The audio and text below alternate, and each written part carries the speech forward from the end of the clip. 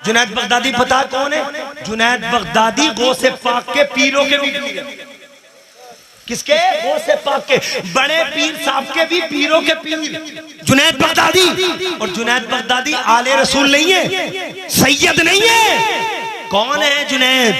मैं वो सुना रहा हूं कि अहले बैत की मोहब्बत में मिलता क्या है। हुसैन का जिक्र तुम्हें बाद में करूंगा, पहले पैगाम दे दूं।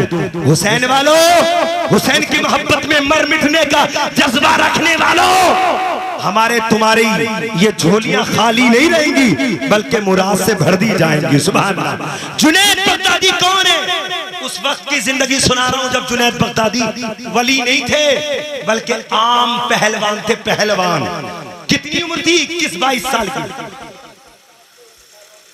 हाँ, मैं बता रहा हूं जुनैद बगदादी 21-22 साल की उम्र में कोई आम पहलवान नहीं बल्कि मुल्क इराक के सरकारी पहलवान का नाम जुनैद बगदादी है। तुम पूछते हो क्या मिलता है? हुसैन करने से क्या मिलता है? सबील करने से क्या मिलता है? तबर्रुक करने से क्या मिलता है? नजरो नियाज करने से क्या मिलता है? मजलिसें करने से क्या मिलता है? हम बता रहे हैं क्या मिलता है। हुसैन की मोहब्बत से मिलता क्या है। जुनैद बगदादी बगदाद के नामवर पहलवान है, मगर जानते हो पूरी जिंदगी 22 साल तक जुनैद की परवरिश की सरकारी खजाने से। मगर जब जुनैद खूब नामी पहलवान बन गए तो बादशाह खड़ा हुआ मजमे में और कहा, मजमे वालों मैं चाहता हूं जुनैद का मुकाबला किया जाए। जुनैद से कोई कुश्ती लड़े, जो जुनैद को पछाड़ देगा उसे मुंह मांगा सोना चांदी दे दिया जाएगा। वक्त मुकर्ररा कर दिया गया, महफिल सजा दी गई, अखाड़ा खोद दिया गया। एक तो एक इलाके का पहलवान होता है, एक सूबे का पहलवान होता है, मगर जुनैद इलाके या सूबे के पहलवान नहीं थे, मुल्क इराक के नंबर 1 सरकारी पहलवान थे। और जो सरकारी होता है उसके हुनर कैसे हैं आपको जब सुनेंगे ना तो इंशाअल्लाह ईमान ताजा हो जाएगा। जुनैद बगदादी बीच मैदान में आ गए, खिंच तन के आ गए। बादशाह ने कहा, जिसकी मां ने दूध पिलाया हो वो जुनैद से कुश्ती लड़े। अगर जुनैद को पीट देगा तो मुंह मांगा सोना चांदी दिया जाएगा। सुबह से लेकर दोपहर हो गई, कोई निकल के नहीं आया। किसे जरूरत पड़ी थी अपनी हड्डियां टुटवाने की, किसे जरूरत पड़ी थी अपनी इज्जत खाक में मिलवाने की, कोई नहीं आया। दोपहर से शाम हो गई, कोई नहीं आया। सूरज डूबने के करीब है। जुनैद बगदादी की हिमायत में बादशाह बोला, अगर कोई हो जुनैद लंगोटी घुमाता है, जिसकी मां ने दूध पिलाया हो, हमारे जुनैद से कुश्ती करे। इतना फरमान हुआ। उसके बाद कुछ देर के बाद क्या देखा कि बीच मैदान से एक पब्लिक से एक पतला दुबला इंसान, कमजोर वाला बदन वाला इंसान, बहुत कमजोर है, नौजवान हल्का फुल्का है, वो आता है और बीच अखाड़े में जुनैद बगदादी की तरफ को जब हाथ बढ़ाता है ना तो जुनैद बगदादी अपनी बेइज्जती समझते हुए कहते हैं, चल चल जा अपने उस्ताद को भेज, चल चल जा अपने गुरु को भेज, चल चल जा अपने बाप को भेज। तेरी हैसियत क्या है, तेरी औकात क्या है, तेरी वैल्यू क्या है, चल अपने उस्ताद को भेज। आने वाले पहलवान ने कहा, जुनैद घमंड मत कर, हाथ मिला के देख, नशे ढीले ना कर दूं तो फिर कहना। सुभान अल्लाह। नशे ढीले ना कर दूं तो फिर कहना। सुना जुनैद बगदादी। और इंसान की फितरत होती है, अपने छोटे को हकीर जानता है, उससे हाथ नहीं मिलाता। बादशाह बोला, जुनैद ये मत देखो आने वाला कौन है, हम तुम्हारे हुनर को देखना चाहते हैं, तुम्हारी काबिलियत को देखना चाहते हैं, तुम्हारी फनकारी को देखना चाहते हैं, हाथ मिला लो। जुनैद ने मजबूरी में जब हाथ मिलाया ना और दोनों खिस्तन के तैयार हुए, बीच अखाड़े में वो पतला दुबला इंसान आया। अलीगंज वालों ये जुमला दिल की तख्ती पे नोट करना। वो जुनैद बगदादी जब सामने खड़े हैं, सामने से पतला दुबला इंसान आया। जुनैद बगदादी का हाथ पतले दुबले इंसान की गर्दन में, पतले दुबले पहलवान का हाथ जुनैद बगदादी की गर्दन में। अभी हाथापाई शुरू हुई है, अभी जुनैद अपना हुनर दिखाना चाहते थे। इतने में पतला दुबला इंसान जुनैद बगदादी के कान में बोला, ए जुनैद तुझे मालूम है मुकाबला किससे कर रहा है? जुनैद तुझे मालूम है कुश्ती किससे लड़ रहा है? जुनैद तुझे मालूम है, तू मुकाबले में किसके है? जुनैद ने कहा मैं नहीं जानता, मैं पहलवान हूँ, तू भी पहलवान है, मैं नहीं जानता। तो उस पतले दुबले ने कहा था जुनैद तुझे होश होना चाहिए, मैं एक आले रसूल हूँ, मैं एक सैयदजादा हूँ, एक नबी के खानदान का चमकता दमकता फूल हूँ। मेरे घर में 3 दिन से भूखे प्यासे बच्चे हैं, उन्हें रिस्क का लुकमा नहीं मिला। हम आले रसूल भीख नहीं मांग सकते, हम आले रसूल सदका नहीं खा सकते, हम आले रसूल ज़कात नहीं खा सकते। इसलिए मैं मैदान में आ गया ताकि तू चित हो जा। खुदा की कसम मैंने तारीख को पढ़ा, जब जुनैद बगदादी ने आले रसूल का नाम सुना, जब जुनैद बगदादी ने सैयदजादे का नाम सुना, जब जुनैद बगदादी ने मुस्तफा के घर के बच्चे का नाम सुना, तो तारीख देखती रही। जुनैद ऑटोमेटिक चित हो जाते हैं, आले रसूल को सीने पे सवार कर ले। बेशक नारे तकबीर, नारे रिसालत, नारे गौसियत। वापस समझ दूंगा सुभान अल्लाह। अभी तो इब्तिदा है, इंशाअल्लाह सुनो क्या मजा आएगा। तड़प के बोलो झूमकर सुभान अल्लाह। जब जुनैद चित हो गए ना तो बादशाह खड़ा हो गया गुस्से से। गरीब का पहलवान होता तो पहले ही झटके में मार ली जाती, मगर ये बादशाह का पहलवान था, बेईमान तो था ही। बादशाह खड़ा हो गया, बोले नहीं नहीं कुश्ती नहीं मानी गई। अभी तो जुनैद का ख्याल भी नहीं था, धोखे से वार हुआ है, जुनैद की तवज्जो नहीं थी। बादशाह खड़ा हो गया। अब जब कहा दोबारा कुश्ती कराई जाए, जुनैद बगदादी कांपने लगे, जुनैद बगदादी लरसने लगे और खड़े हो गए और कहने लगे आले रसूल मेरे हाथ इस काबिल नहीं जो तुम्हारे सर की तरफ को उठे, मेरी जुबान इस काबिल नहीं जो तुम्हारी बारगाह में उठे, मगर क्या करूं मैं मजबूर हूं। सरकारी खजाने का पला हुआ पहलवान हो, अगर नहीं करूंगा तो फिर तुम्हें भी इनाम नहीं मिलेगा। चलो कुछ नहीं, कुछ देर तक ऐसे ही करते हैं। जुनैद बगदादी ने कुछ ऐसे ही किया और उसके बाद जुनैद खुद चित हो जाते हैं, आले रसूल को सीने पे सवार कर लेते हैं। सुभान अल्लाह। जब कुश्ती हो गई, जुनैद बगदादी को पीट लिया, सारे मजमे में नारा लग गया, पीट दिया पीट दिया। बहुत मशहूर पहलवान को पीट दिया, पतले दुबले इंसान ने पीट दिया। बादशाह मारे गुस्से के तिल मिलाया और कहा ए पतले दुबले इंसान, जितना खजाना तुझसे ढुले तू खजाना लेके चला जा, तूने सरकारी पहलवान को मारा है। अलीगंज वालों इस जुमले को दिल की तख्ती पे नोट करना, अगर किसी की इज्जत मोहल्ले में हो और उस बीच चौराहे पे उसके कोई थप्पड़ मार देना तो पूरे महीने की नींद उड़ जाती है, कई कई महीने तक नींद नहीं आ सकती, बेइज्जती हो गई। मगर उस जुनैद से तो पूछो जिसकी शोहरत के डंके पूरी दुनिया में बज रहे हो, उनके इराक में जिसकी शोहरत के डंके बज रहे हो, वो जुनैद बगदादी एक ही मिनट में अपनी इज्जत को मिट्टी में मिला गया। सुभान अल्लाह, मिट्टी में मिला गया। सारी जनता चली गई, बच्चे थू थू कर रहे। कुछ देर तक जुनैद पड़े रहे। जब शाम को मगरिब की अजान हो गई, जुनैद बगदादी बीच अखाड़े से खड़े हुए और खड़े होके सर नीचे को डाल के जब अपने घर की तरफ को चले तो जो भी बच्चा बगदाद का देख रहा थू थू कर रहा है, मगर जुनैद है कुछ बोलते नहीं। अब जुनैद बगदादी की बीवी अपने मकान के दरवाजे पे इंतजार कर रही थी कि कब जुनैद आएंगे, मैं खरी खोटी सुनाऊंगी, कब जुनैद आएंगे मैं उनकी खैर खबर लूंगी। मगर अलीगंज वालों जब बीवी जुनैद बगदादी की दरवाजे पे खड़ी होकर इंतजार करती है, जुनैद बगदादी दरवाजे पे जाके सलाम करते हैं। बीवी ने कहा जुनैद आज तुम्हारे सलाम का जवाब क्या दूं, आज तुमने मेरी इज्जत खाक में मिला दी है, आज तुमने मेरी नाक काट के रख दी है। आज तक तो मैं सर ऊंचा रह के जीती थी कि मैं एक नामवर पहलवान की बीवी हूँ, लेकिन अब कैसे जीऊंगी, मेरी इज्जत मिट्टी में मिला दी। जुनैद बगदादी का एक जुमला दिल की तख्ती पे नोट करना। जुनैद बगदादी ने कहा था हे मेरी बीवी, मैं कोई शिम्र थोड़ा ही था जो हुसैन से मुकाबला करता, मैं कोई यजीदी कुत्ता थोड़ा ही था जो अहले बैत से मुकाबला करता, मैं गद्दारे अहले बैत नहीं था, वफादारे अहले बैत। मोहब्बत से बोलो दूंगा सुभान अल्लाह। तड़प के बोलो या रसूल अल्लाह। अगर ज्यादा लंबी तकरीर हो गई हो तो खत्म कर दे, बता दियो, हाथ उठाकर बताएं। मोहब्बत से बोलो दूंगा सुभान अल्लाह। सब सुनना चाहते हैं, तड़प के बोलो दूंगा सुभान अल्लाह।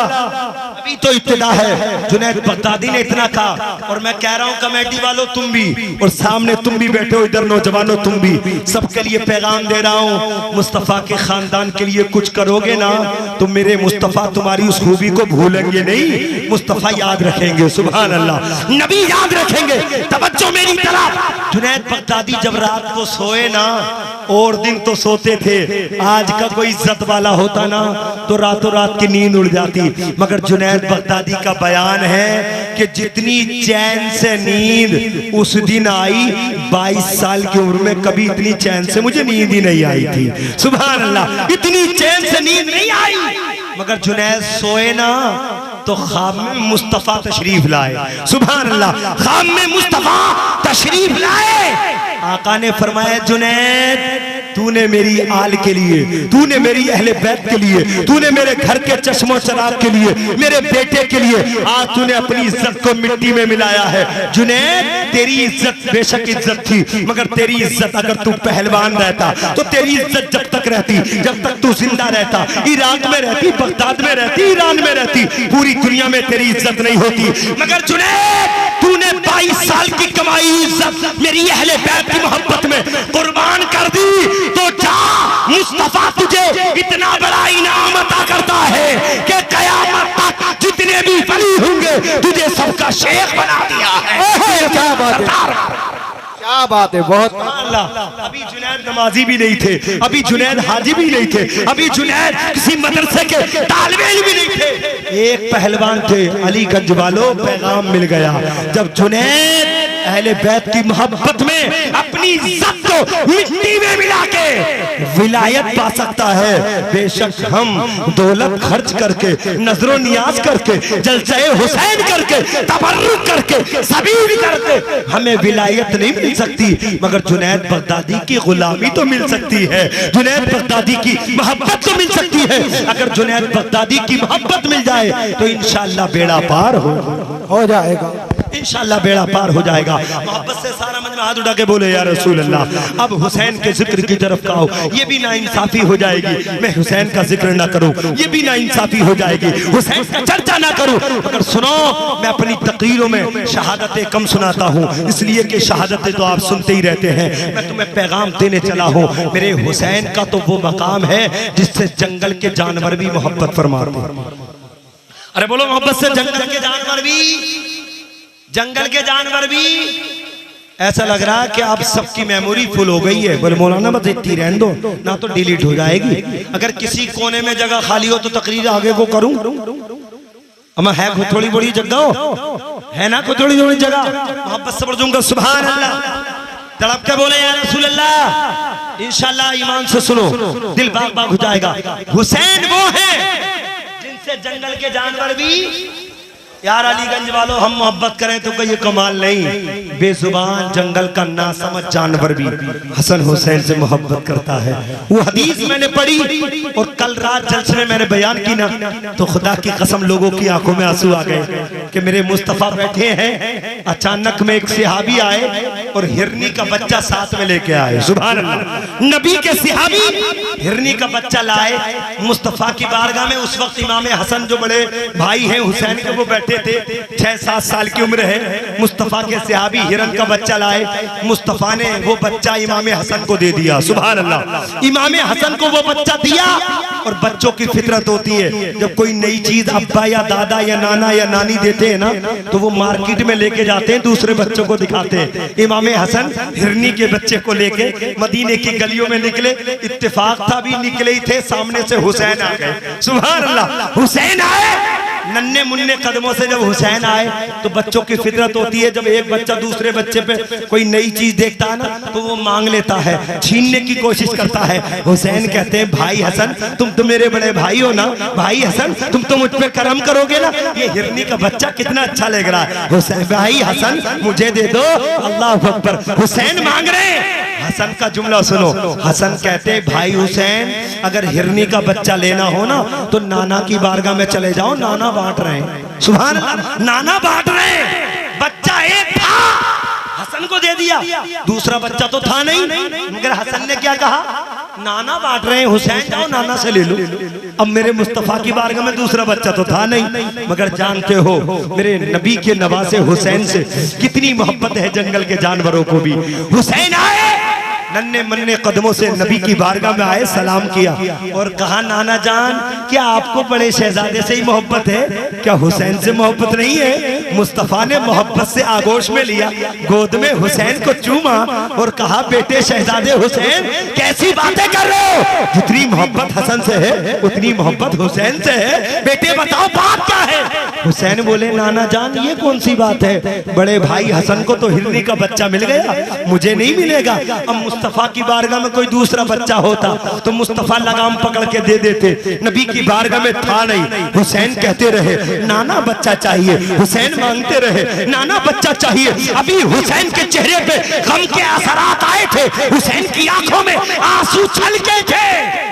इतने में तमाम सहाबा ने क्या देखा, एक जंगल की हिरनी अपने साथ बच्चे को ले आ रही है। सुभान अल्लाह, नबी की बारगाह में लेके आ गई और नबी की बारगाह में सर रख के नबी के कदमों में हिरनी अपनी जुबान से बोली। यहाँ भी लोग कहते हैं, बताओ हिरनी बोली, नबी क्या जाने? हमने कहा, नादान तेरा नबी होगा जो नहीं जानता होगा, खुदा का नबी तो हर चीज जानता है। सुभान अल्लाह, हर चीज की भाषा जानता है। मेरा नबी दरख्तों की भाषा भी जानता है, मेरा नबी दरिंदों परिंदों की भाषा भी जानता है, मेरा नबी 18,000 मखलूकात की भाषा को जानता है। सुभान अल्लाह। नबी के कदमों में हिरनी ने सर रख के बोला, या रसूल अल्लाह, पहला जो बच्चा था ना आपके सहाबी पकड़ के लाए थे, वो मेरा बड़ा बच्चा था। सुभान अल्लाह, मेरा बड़ा बच्चा था, मगर या रसूल अल्लाह मेरा बड़ा बच्चा चला गया, मेरे दिल में मेरे रब ने ऐसा रहम डाला, मैंने समझ लिया हुसैन रो रहे, तो मेरे दिल में हुसैन की मोहब्बत आई। या रसूल अल्लाह, पहला बच्चा सहाबी लाए थे, छोटा बच्चा मैं आपकी बारगाह में तोहफा देने के लिए आई हूँ। सुभान अल्लाह, नजराना देने आई हूँ। नबी ने फरमाया, हिरनी तू माँ है और माँ की ममता अपने बच्चे की जुदाई बर्दाश्त नहीं करती। हिरनी ने कहा, या रसूल अल्लाह, अपने बच्चे की जुदाई तो बर्दाश्त कर सकती हूँ, मगर हुसैन का रोना बर्दाश्त नहीं कर सकती हूँ, हुसैन की आंखों में आंसू देखना बर्दाश्त नहीं कर सकती हूँ। ये बच्चा मेरी तरफ से मोहब्बत से कबूल फरमा ले। सुभान अल्लाह। पता चला हुसैन वो है जिनका एहतराम जंगल के जानवर भी करते हैं, हसन वो है जिनकी मोहब्बत मेरा खुदा भी फरमाता है, हसनैन करीमैन वो है जिनसे प्यार मेरा नबी भी फरमाता है। सुभान अल्लाह। और खुदा की कसम, मैं इस बात को जिम्मेदारी के साथ पे कहता हूँ, जो हसन हुसैन से मोहब्बत करेगा वो रसूल पाक से मोहब्बत करेगा। बोलो, रसूल पाक से मोहब्बत करेगा। वक्त काफी हो चुका है, अब तकरीर का बिल्कुल आखिरी मरहला आपके समातों के हवाले रखने जा रहा हूँ, मगर खुदा की कसम ये मुहर्रम का महीना है और आज 6 तारीख है, चांद के एतबार से 7 हो गई, मगर सुनो, ये 6 तारीख की रात यानी कि 7वीं शब है। आने वाली जो 10 तारीख है ना, जिसको हम कष्ट की रात कहते हैं, जिसको हम शहादत की रात कहते हैं, आप लोगों से मुअद्दबाना गुजारिश करूंगा, नौजवानों से हाथ जोड़ के अर्ज करूंगा, अपनी माँ और बहनों से कहूंगा, वो गश्त की रात बदतमीजी के साथ ना बनाए, बल्कि गश्त की रात इधर उधर घूमने के लिए नहीं है, गश्त की रात खुदा की बारगाह में इबादत करने के लिए है। जानते हो, ये रात वो रात है जिस रात के लिए मेरे हुसैन अपना काफिला लेके मदीने से चल के मक्का होते हुए जब करबला में आए, इमाम मुस्लिम शहीद हो चुके, इमाम मुस्लिम के बच्चे शहीद हो गए, मगर जानते हो जब 10 तारीख की रात आती है, यजीदियों की तरफ से आवाजें आ रही थी, हुसैन या तो बैत कर लो वरना जंग के लिए तैयार हो जाओ। मेरे हुसैन ने यजीदी कुत्तों के सामने कहा था, ऐ यजीदी कुत्तों, अगर हुसैन बैत करता तो मदीना ना छोड़ता, हुसैन बैत करता मक्का ना छोड़ता, हुसैन बैत करता तो नाना का रोजा नहीं छोड़ता, हुसैन बैत करता माँ फातिमा की कब्र को नहीं छोड़ता, हुसैन बैत करता जन्नतुल बकी नहीं छोड़ता। हुसैन बैत नहीं करेगा, हुसैन अपना खानदान तो करवा सकता है, नाना का दिया हुआ ईमान नहीं दे सकता। ओहे क्या बात है, जिंदाबाद। सुनो मुसलमानों, अब पैगाम देने चला हो, मोहब्बत के साथ दिल की तख्ती पे नोट करो। जब 9 रात आती है, जब नवी रात आती है, यानी कि 10वीं रात आती है, जिसको हम 9 की रात कहते हैं, अशर की रात कहते हैं, गश्त की रात कहते हैं, शहादत की रात कहते हैं, मेरे हुसैन ने तमाम करबला के सामने, तमाम यजीदी कुत्तों के सामने कहा था, ऐ यजीदियों, अगर तुम हमसे जंग करना ही चाहते हो तो पहले कान खोल के सुन लो, हमसे जंग मत करो, इसलिए कि मेरा चेहरा वो है जिस चेहरे को मुस्तफा मुस्तफा चूमा करते थे, मेरी गर्दन वो है जिसको मुस्तफा चूमा करते थे। मैं वो नवासा हूँ जिसे मुस्तफा गोद में लेते थे। मैं वो नवासा हूँ जिसके लिए मुस्तफा सजदा लंबा करते थे। मैं वो नवासा हूँ जिसके लिए मुस्तफा मिंबर छोड़ते थे। मैं वो नवासा हूँ जिसके लिए मुस्तफा बेचैन हो जाते थे। ऐ यजीदियों, मेरे खून से रंग कर अपने हाथों को होली से मत खेलो। मैं हुसैन हूँ। अगर अब भी तुम बाज आ जाओगे तो कयामत में नाना की बारगाह में तुम्हारी सिफारिश कर दूंगा। अल्लाह तुम्हारी गुनाहों को मग़फ़िरत फरमाए।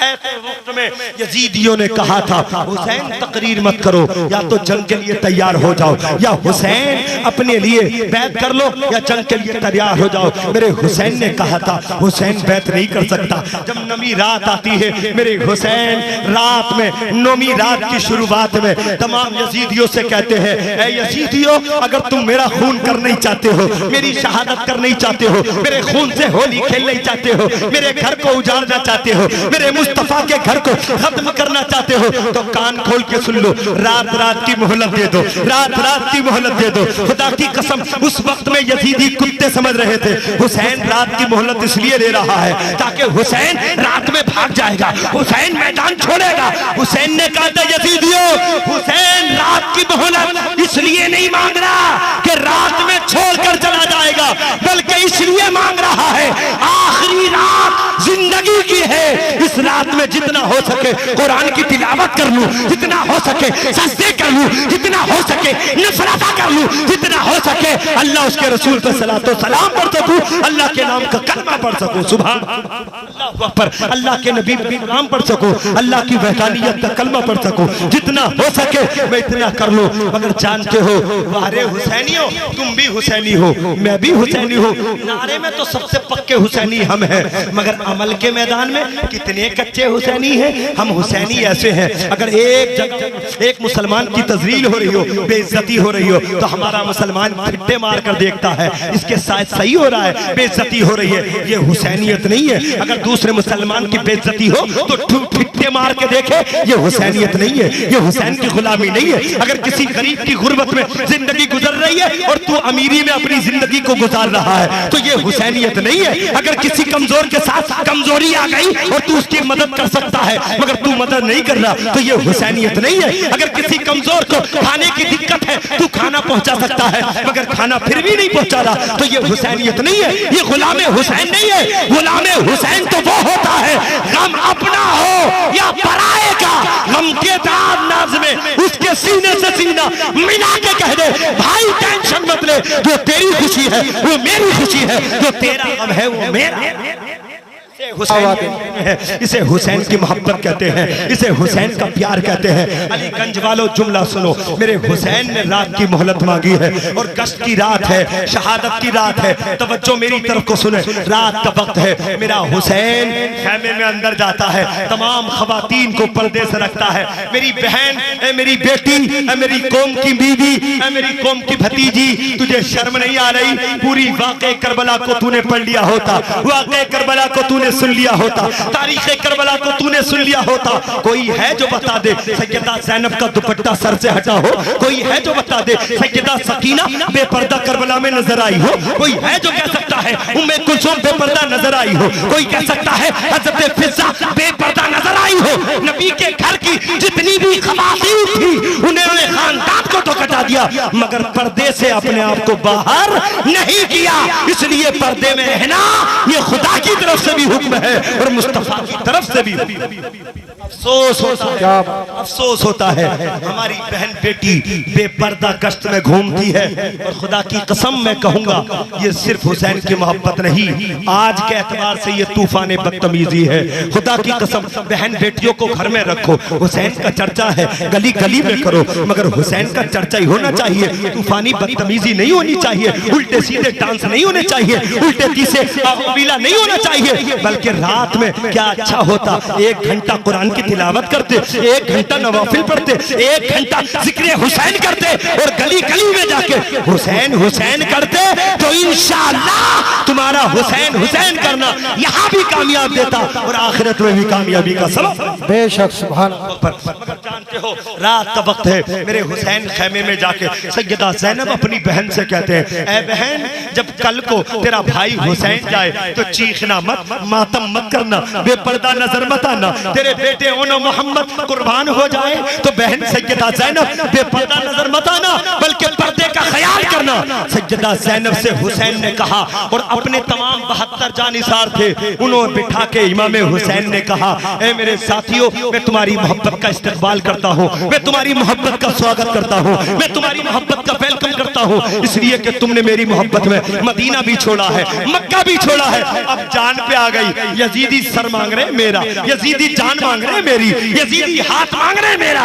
ऐ भाइयों क्या अच्छा होगा, लो तुम रात का वक्त है, तुम चले जाओ वापस मदीना चले जाओ। हुसैन के जितने दीवाने थे उन्होंने कहा, हुसैन मदीना आए हैं छोड़कर, अब जिंदा वापस जाने वाले नहीं है, या तो जान ले लेंगे या जान नबी के इश्क में दे देंगे, हम जाने वाले नहीं। हुसैन ने सोचा रात में नहीं जा रहे, तो मेरे हुसैन ने चराग बंद कर दिया, चराग का अंधेरा कर दिया और कहा, देखो अब तक तो उजाला था, उजाले में जाते हुए शर्म आ रही थी, लो मैंने अंधेरा कर दिया, जाओ अंधेरे में चले जाओ, जिसे जाना हो चला जाए। हुसैन के जितने भी वफादार थे उन्होंने कहा, हुसैन ये गद्दारी हम नहीं कर सकते, हम मूसा की उम्मत नहीं जो मैदाने जंग छोड़ के भेज जाए वापस चले जाए, हम तुम्हारे नाना मुस्तफा के उम्मती हैं, नबी की मोहब्बत में जान देना भी जानते हैं और जान दूसरे की लेना भी जानते हैं, हम मोहब्बत में आए हैं। रात गुजर गई, सुबह को जब फजर की अजान हुई, हुसैन के खेमे से कुरान की तिलावत की आवाज आ रही थी, हुसैन का हर एक बच्चा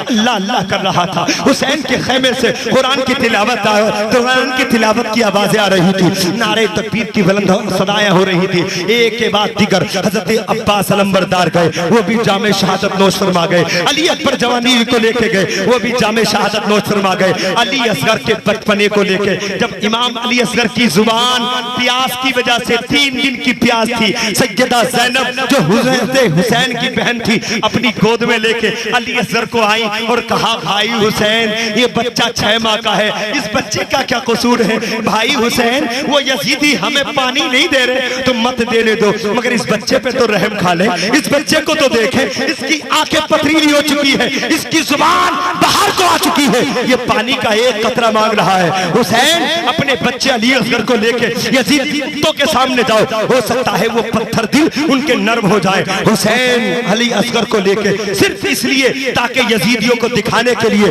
कि कल को ये ना कह दे कि हुसैन ने हमसे पानी नहीं मांगा था, अली असगर को लेके इमाम हुसैन यजीदियों के सामने गए, कहा, यजीदियों तुम भी बच्चे वाले हो, तुम्हारे घर में भी छोटे छोटे बच्चे होंगे, तुम भी अपने बच्चों से मोहब्बत करते हो, अगर अली अकबर पे तुमने रहम नहीं खाया तो नहीं खाया, अली असगर पे तो रहम खा लो, इस 6 माह के बच्चे की जुबान को तो देखो, 1-2 कतरे पानी के इसकी सूखी जुबान पे टपका दो, मगर वो जालिम जिसके दिल काले हो चुके थे, वो जालिम जिनके दिलों में गंदगी भर चुकी थी, वो जालिम जिनकी आंखों पे जुल्म की पट्टी थी, हक नहीं देखा, हुरमला सामने आया, उसने तीर चलाया, इमाम अली असगर के हल्कों को चीरता हुआ, वो तीर इमाम अली मकाम के बाजू में चुभा, और जब इमाम अली मकाम के बाजू में चुभा, खून टपका, इमाम अली असगर को इमाम हुसैन ने आसमान की तरफ बुलंद किया और रब की बारगाह में कहा, ऐ परवरदिगार अगर तेरी रजा इसी में है तो ये तो एक अली असगर है,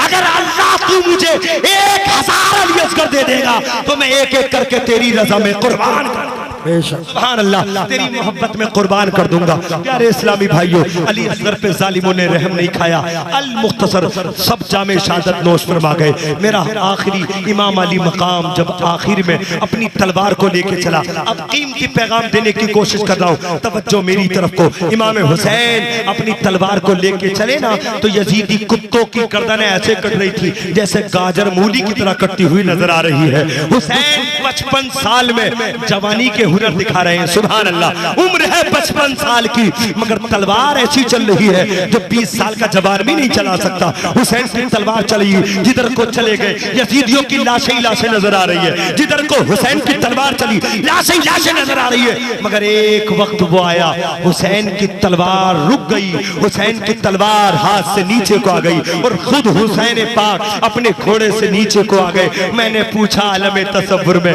मेरे हुसैन क्या हो गया कि यजीदियों ने तुम पे हमला कर दिया। हुसैन कहेंगे नहीं नहीं, हमला तो बाद में करेंगे, अभी तो हमला नहीं किया। मैंने कहा हुसैन जब हमला नहीं किया तो आपने तलवार क्यों रोक ली? हुसैन तलवार क्यों रुक गई? क्या हजरत अब्बास के गम में रुक गई? हुसैन कहेंगे नहीं नहीं, अब्बास का गम तलवार को न रोक सका, अली अकबर की जवानी का गम तलवार को न रोक सका, उन्होंने मोहम्मद भांजो की कुर्बानी का गम तलवार को नहीं रोक सका। अलीगंज वालों, मैंने तारीख में पढ़ा हुसैन की तलवार रुकी तो अल्लाह अकबर की आवाज पे रुकी थी, आजान पे रुकी थी, आजान के लिए अपनी तलवार रुकी थी। जिस हुसैन ने अपनी तलवार को आजान के नाम पे रोक दिया, तू कैसा हुसैनी है, मैं कैसा हुसैनी हूँ। उसी अजान के वक्त में तू मोबाइल भी चलाता है, गाने भी सुनता है, स्टोरियां भी देखता है और फिर मुहर्रम में कहता है मैं हुसैन का गुलाम हूँ, हुसैन का गुलाम हूँ। अरे याद रख, हुसैन का गुलाम सच्चा नहीं हो सकता। हुसैन का गुलाम वो होता है जिसे नारा लगाने की जरूरत न पड़े, बल्कि जब वो चले तो उसका चलना बता दे हुसैन का गुलाम जा रहा है, उसका खाना बता दे हुसैन का गुलाम खा रहा है, उसका बोलना बता दे हुसैन का गुलाम बोल रहा है। दुनिया वालों, मेरे हुसैन जवाब देंगे, ए नाना के उम्मतियों, हुसैन की तलवार को तमाम यजीदी मिलकर रोकते तो हुसैन की तलवार नहीं रुकती। अगर रुकी है तो अल्लाह अकबर की आवाज पे रुकी है। अलीगंज वालों, जिस हुसैन ने तलवार रोक ली, हम सबको भी अजान के वक्त में मोबाइल भी रोक देना चाहिए, दुकान भी बंद कर देनी चाहिए, काम भी बंद कर देना चाहिए और सीधा रब की बारगाह में अपनी पेशानी को झुका देना चाहिए। सुभान अल्लाह, सजदे करते रहना चाहिए, नमाजी बनना चाहिए। और बेनमाजी अपने आप को कहे मैं पक्का हुसैनी हूँ, तो इसके ऊपर मैं तुम्हें थोड़ा सा एक जुमला सुना रहा हूँ जो लतीफा भी है और नसीहत आमेज पैगाम भी है। मोहब्बत से झूम कर सुभान अल्लाह।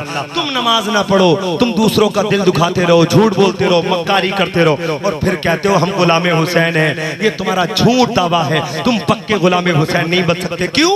इसकी मिसाल मैं इसलिए दे रहा हूँ कि एक दिन एक वन में एक गीदड़ ने शेर की खाल पहन ली और शेर की खाल पहन के गीदड़ बोला मियाँ गीदड़ो मैं भी शेर हो गया हूँ। तमाम गीदड़ इकट्ठा हो गए, मियाँ गीदड़ तुम कब से शेर बन गए? तो वो गीदड़ जिसने शेर की खाल पहनी थी कहा हुलिया नहीं देख रहे हो, कंडीशन नहीं देख रहे हो, हालत नहीं देख रहे हो, मैं शेर हूँ। तमाम गीदड़ बोले मियाँ गीदड़ शेर की खाल पहन के तुम शेर नहीं बन सकते, शेर तो बहुत ऊंचा होता है, तुम तो बहुत छोटे हो। बोले बस थोड़ी यही कमी रह गई, बाकी तो पक्का शेर हूँ। कहा शेर बहादुर होता है, तुम तो बहुत डरते हो। बोले बस थोड़ी यही कमी रह गई, बाकी तो पक्का शेर हूँ। कहा शेर की आवाज में दम होता है, तुम्हारी आवाज तो पिलपिलाहट से निकलती है। बोले बस थोड़ी यही कमी रह गई, बाकी तो पक्का शेर हूँ। बिल्कुल सेम कंडीशन, यही मुसलमान की हालत है। कौन सीना तान के कहता है गुलामे हुसैन आशिक रसूल। मैंने कहा भाई नमाज कहाँ है? बोले बस थोड़ी थी यही तो कमी है, बाकी तो पक्का आशिक हुसैन हूँ, बाकी तो गुलामे हुसैन हूँ। कहा चेहरे पे दाढ़ी कहाँ है? बोले बस थोड़ी यही तो कमी है, बाकी पक्का आशिक रसूल हूँ। कहा तू रोजा नहीं रखता? बोले बस थोड़ी यही तो कमी है, बाकी तो पक्का आशिक हुसैन हूँ। समझ लो जिस तरीके से एक गीदड़ शेर की खाल पहनकर ओरिजिनल शेर नहीं बन सकता, इसी तरीके से कोई मुसलमान इस्लामी नाम रख के पक्का आशिक रसूल नहीं हो सकता जब तक वो इश्क मुस्तफा में नमाजों का पाबंद न बन जाए, रोजों का पाबंद न बन जाए, बड़ों की इज्जत का पाबंद न बन जाए और तमाम दूसरे गरीब लोगों की मदद करने वाला न बन जाए। इंशाअल्लाह अगर हम जिंदगी में ये इनकलाब लाएंगे तो यहाँ भी हुसैनी और आखिरत में हुसैनी होने की वजह से अल्लाह हमें जन्नत का टिकट अता फरमाएगा। सुभान अल्लाह। अल मुख्तसर मेरे हुसैन करबला से पैगाम दे गए, हुसैन की जिंदगी नमाज से शुरू हुई है और हुसैन की जिंदगी का एंड नमाज पे हुआ है। आज से अहद करो इंशाअल्लाह नमाज पढ़ेंगे। हाथ उठाएं, इंशाअल्लाह नमाज पढ़ेंगे। हाथ उठाओ, बोले इंशाअल्लाह नमाज। अब भी बेचारे बहुत से डर रहे होंगे, बोले मौलाना जबरदस्ती उठवा रहे हो, दिल तो ना चाह रही है उठाने को, मगर जब कह रहे हो तो उठा ही लें। मगर ईमानदारी से बता दूं ये भी तुम्हारा कमाल है, हमारा कमाल है। मोहब्बत से बढ़ूंगा सुभान अल्लाह।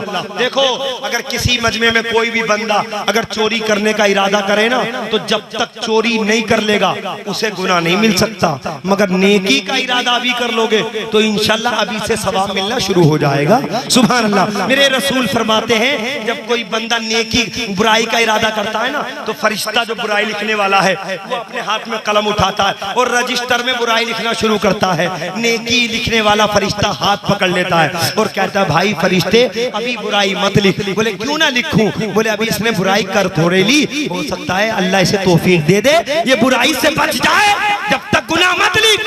अब ये फरिश्ता रुक जाएगा। उसके बाद में तुम और हम सच्ची नियत करते हैं ना, तो नेकी का फरिश्ता कलम उठाता है, नेकी लिखने के लिए रजिस्टर खोलता है, तो वो बुराई लिखने वाला फरिश्ता हाथ पकड़ लेता है और कहा कानून सबके लिए बराबर है। हम नियत करने में बुराई नहीं लिख रहे थे, तो तुम नेक नियत करने में सवाब क्यों लिख रहे हो? तो नेकी के फरिश्ता जवाब देता है फर्क यही तो है, बुराई का गुनाह जब तक नहीं मिलता जब तक बंदा बुराई कर नहीं लेता। मगर रसूल फरमाते हैं अगर नेकी का इरादा कर लो, जब से इरादा करोगे जब से सवाब मिलना शुरू हो जाएगा। सुभान अल्लाह सुभान अल्लाह। तो तमाम इस्लामी भाई हाथ उठाएं कि इंशाअल्लाह नमाज पढ़ेंगे। बोलो इंशाअल्लाह नमाज पढ़ेंगे। और इंशाअल्लाह कल कोई फजर की नमाज, बोलो इंशाअल्लाह कल को फजर की नमाज पढ़ेंगे। एक फजर की नहीं, हर फजर पढ़ेंगे, हर जोहर पढ़ेंगे, हर मगरिब इशा पढ़ेंगे। और एक बात कहूंगा, वो जो नवी रात आए ना, गश्त की शहादत की रात, क्या अच्छा होगा। मैं तमाम कमेटी के मेंबरान से कहूंगा क्या अच्छा होगा उस रात में तुम कुछ ऐसा एहतमाम कर लेना जो जिक्र हुसैन भी हो जाए, तबर्रुक का एहतमाम भी हो जाए, लोग मस्जिदों में जाए, वहां सबील का इंतजाम कर लो, चाय का इंतजाम कर लो, तबर्रुक का इंतजाम कर लो। उसके बाद घंटे 2 घंटे बाद फिर जिक्र हुसैन कर लो। पूरी रात तुम जिक्र हुसैन करके, जिक्र खुदा, जिक्र रसूल करके गुजारोगे। और मेरा रब करीम है, अगर उस रात की इबादत से खुश हो गया तो इंशाअल्लाह यहाँ का भी बेड़ा पार है और इंशाअल्लाह वहाँ का भी बेड़ा पार है। अल्लाह रब्बुल इज्जत कुरान पाक में फरमाता है नबी तुम फरमा दो मैं तुमसे कोई बदला नहीं लेता। अगर तुम कुछ देना चाहते हो अहले बैत से मोहब्बत करो, नबी की आल से मोहब्बत करो। हुसैन का जिक्र हमारे लिए जिंदगी के लिए हमारा चश्मा चराग है, हमारा जिक्र हुसैन हमारे दिल का उजाला है, जिक्र हुसैन हमारे दिमाग की रोशनी है, जिक्र हुसैन हमारी आंखों की नूर है, हमारे आंखें की नूर की तजल्ली है। जिक्र हुसैन करते रहो, इंशाअल्लाह हमें जीने का सलीका मिल जाएगा, हमें जिंदगी गुजारने का सलीका मिल जाएगा। और आखिर में सिर्फ 2 मिनट की गुफ्तगू सुन लो। अगर किसी से पैगाम की कोई बात कहो ना अच्छी, तो उस अंदाज से कहा करो भाइयों जो तुम्हारी आवाज में कड़वाहट नहीं होनी चाहिए। तुम्हारी आवाज में कड़वाहट, आज हमारी कौम क्यों बिगड़ गई? अगर छोटा बच्चा मस्जिद में पहुंच जाता है और बेचारा बच्चा तो शरारत करते ही, अगर वो मस्जिद में शरारत कर ले तो मुल्ला जी को, हाजी जी को इतना खतरनाक गुस्सा आता है, वहीं से तमाचा लगाते हैं और वो बच्चा तमाचा खा के इरादा कर लेता है कि जब तक बूढ़ा ना हो जाऊंगा जब तक मस्जिद में आऊंगा ही, है ना। अल्लाह माफ करे। इन बच्चों को मस्जिदों में बुलाओ, ना समझ बच्चों को नहीं, ना समझ बच्चों को नहीं, समझदार बच्चे कितने 8 साल के, 10 साल के, 12 साल के बच्चों को मस्जिदों में बुलाओ। मगर अफसोस बुलाएगा कौन जब हम खुद ही न पढ़ रहे? अरे बोलो यार, जब हम खुद ही नमाज में पढ़ ले तो बुलाएगा कौन? एक बात और बता दूं, ईमानदारी से पैगाम है, दिल की तकलीफ नोट कर लेना। और तुम देख लियो अली गली में हमारी माँ और बहनें भी बैठे पर्दे से, और आप भी सब देख लियो, तजर्बा कर लियो ईमानदारी से। घर के अंदर जब हमारी बहन, हमारी बीवी, हमारी बेटी, हमारी माँ नमाज पढ़ती है ना, और हमारे घर का 2.5 साल का बच्चा, चाहे वो बेटा हो कि बेटी, जब माँ वुजू करके आती है ना और मुसल्ला बिछा के नमाज पढ़ती है, तो वो 2.5 साल का बच्चा कुछ देर तो अम्मी अम्मी करता है, क्योंकि ना समझ है, उसे नहीं पता नमाज क्या होती है, उसे नहीं पता नमाज क्या होती है।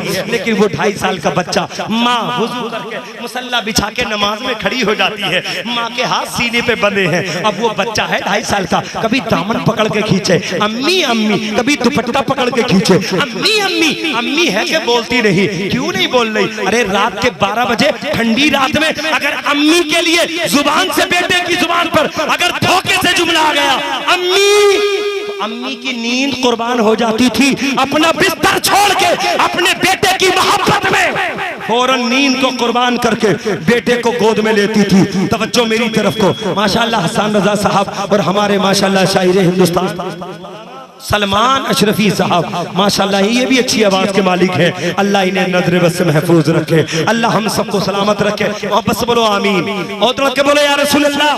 पैगाम दे रहा हूँ आपके सामने, प्रैक्टिकल पेश कर रहा हूँ, खुदा की कसम तवज्जो से सुनो। वो बच्चा अगर ठंड में उठ जाए तो माँ दिसंबर की रात कुर्बान कर दे, मगर यही बच्चा है अब माँ मुसल्ले पे खड़ी है, बार बार बच्चा दामन पकड़ के खींच रहा है, अम्मा अम्मा, अम्मी अम्मी, मम्मी मम्मी मम्मी, और ऐसे नाम बदल गए, अब मम्मा मम्मा भी हो लगा।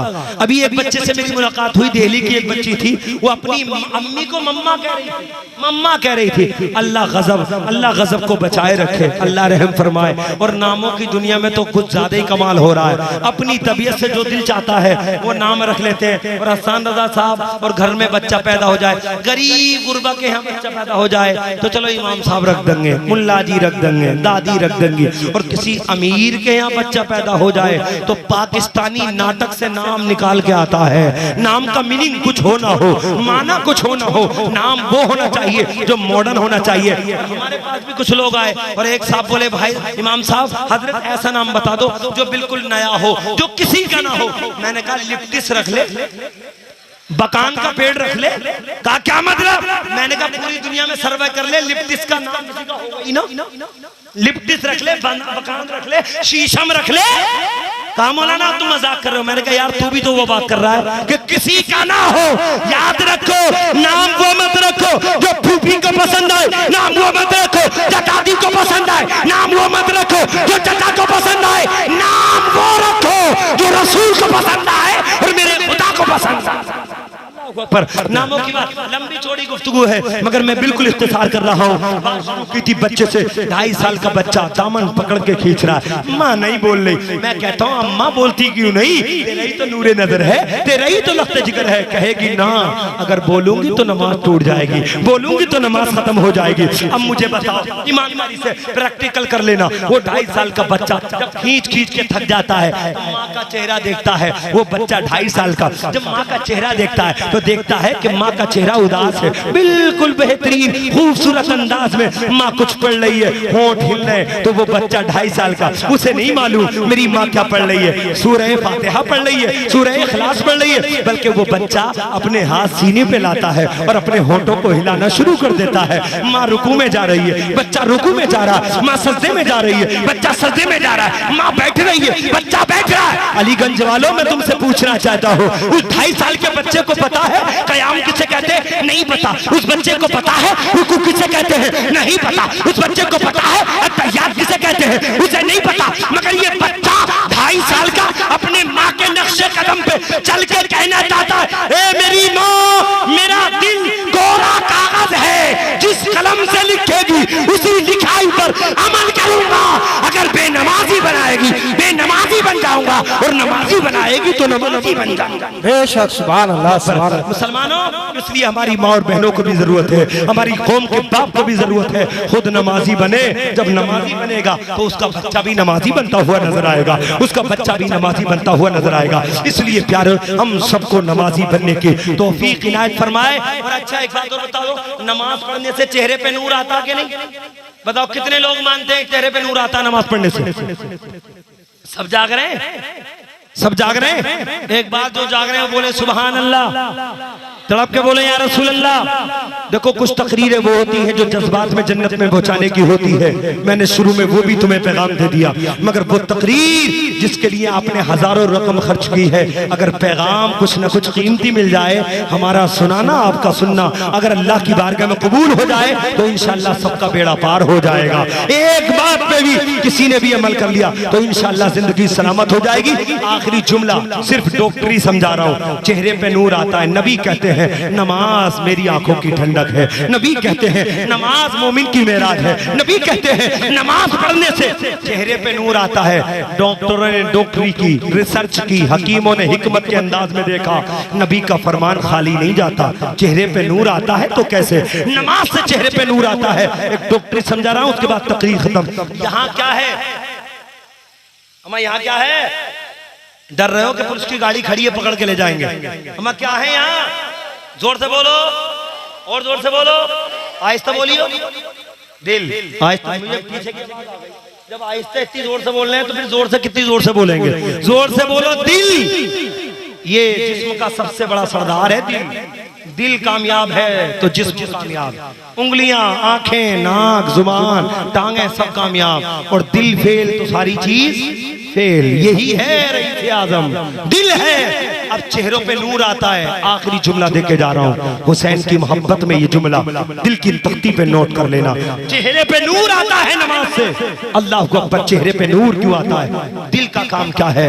डॉक्टरों से पूछो, दिल का काम है खून को सप्लाई करना, खून को पंपिंग करके दिमाग तक पहुंचाना। मैं तकरीर कर रहा हूँ, जज्बात में कर रहा हूँ, मेरा दिल कितनी स्पीड से मेरे ब्लड को दिमाग तक पहुंचा रहा है। अगर कहीं दिल ने मिस्टेक कर दी ना तो मेरे दिमाग की नस फट सकती है, अल्लाह ना करे अटैक हो सकता है। अटैक दो ही कारण से होता है, या तो दिमाग की नस फटती है या दिल फैल जाता है, इन दो वजहों से अटैक होता है। मगर समझो खुदा की कसम, ये दिल ब्लड को सप्लाई कर रहा है। जितना दिल अच्छा काम करेगा उतना ही दिमाग जल्दी काम करेगा। मगर जानते हो ये दिल है कहाँ? सेंटर, बिल्कुल सर के दिमाग के नीचे, हमारे सीने में बाईं जानिब दिल है। नीचे भी कुछ हिस्सा है जिस्म का, ऊपर भी कुछ हिस्सा है जिस्म का। मगर एक मिसाल दे रहा हूँ, दिल क्या है? ये खून को फिल्टर ऊपर को कर रहा है, ऊपर को सप्लाई कर रहा है। जो चीज नीचे से ऊपर को जाती है उसमें कुछ दिक्कत आती है, और जो चीज ऊपर से नीचे को आती है उसमें कोई दिक्कत, अरे बोलो, उसमें कोई दिक्कत नहीं आती। एक गिलास पानी नीचे से फेंको तो लेंटर पे पहुंचने में दिक्कत हो जाएगी, और आप एक बाल्टी पानी 1 सेकंड में नीचे फेंक सकते हो। क्यों? ऊपर से नीचे के लिए आसानी होती है। दिल ये नीचे है और दिमाग, अरे बोलो, दिल नीचे है और दिमाग ऊपर है। अब ये पंपिंग कर रहा है, दिल पंपिंग करके ब्लड को दिमाग तक पहुंचा रहा है। और ये डॉक्टर कहते हैं जितना दिमाग पे खून ज्यादा ब्लड पहुंचेगा उतना ही चेहरे पे नूर आता है। सुभान अल्लाह, उतना ही चेहरे पे नूर आता है। अब तुम्हें नमाज समझाने चला हूं, दिल का काम है पंपिंग करना। अगर किसी पाइप के जरिए नीचे से नल से हत्ता चला के पानी पहुंचाओगे तो नल में बड़ी दिक्कत आती है, चलाने वाले को दिक्कत है, पाइप मुड़ भी सकता है, मगर ऊपर का पानी नीचे को पहुंचाओ बहुत जल्दी से आ सकता है। मुसलमानों, आज से नमाजी बन जाओ, चेहरों पे नूर आ जाएगा। कैसे?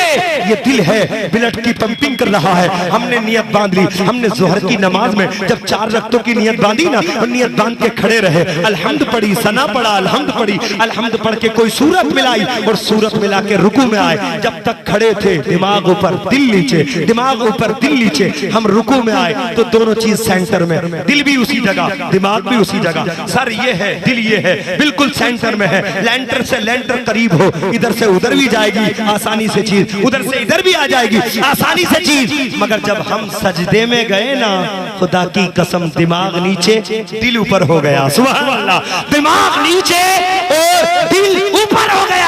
और जो चीज नीचे होती है ऊपर से चीज आसानी से आ जाती है। जैसा नूर सैयदा फातिमा के चेहरे का है ना, वैसा नूर किसी का नहीं। मैं सोचने लगा, ऐ सैयदा तय्यबा ताहिरा, साजिदा आबिदा जाहिदा, खातूने जन्नत, अलीजुल मुर्तजा की ज़ौजे मोहतरमा, हसनैन करीमैन की वालिदा, नबी के जिगर का टुकड़ा फातिमा, तुम्हारा चेहरा सबसे नूरानी क्यों? तो सैयदा फातिमा की जिंदगी को हमने पढ़ा तो हमने पता लगाया।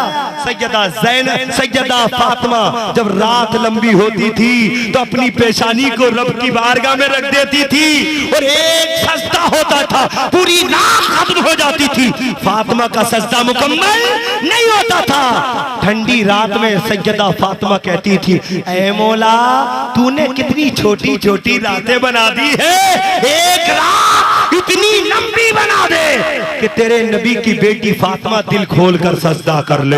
सुभान अल्लाह, जितना सजदा लंबा करोगे उतना ही ब्लड दिल से निकल के दिमाग को पहुंचेगा, और जब ब्लड दिमाग को ज्यादा पहुंचेगा तो चेहरे पे ज्यादा नूर आ जाएगा। मुसलमानों, नौजवानों, आज से नमाजी बन जाओ, तुम्हारे चेहरे बारौनक हो जाएंगे, तुम्हारे चेहरे बानूर हो जाएंगे, और इंशाअल्लाह हमारे मुस्तफा हमसे राजी हो जाएंगे, और हुसैन का मकाम भी हमारी नजर में और बुलंदो वाला हो जाएगा। हुसैन वो है जिनकी जिंदगी पूरी की पूरी नाना की शरीयत के लिए कुर्बान हुई है। अगर हम वाकई हुसैनी हैं तो अपनी जिंदगी में वो इनकलाब लाएं जिससे हमारी जिंदगी को देख के पूरी दुनिया पहचान ले, ये गुलामे हुसैन है। सुभान अल्लाह, ये आशिक़े हुसैन है। इसलिए प्यारे, आप लोगों के सामने मैं अल्लाह की बारगाह में आपको गवाह बनाकर तौबा करता हूँ, अगर पूरी तकरीर में कोई जुमला गिरफ्त का हो, कोई जुमला गुस्ताखी का या कोई भी ऐसा जुमला मेरी जुबान से धोखे से जानबूझकर कोई भी ऐसा जुमला जुबान से निकल चुका हो जिससे मुझ पर तौबा ईद हो रही हो, मैं उस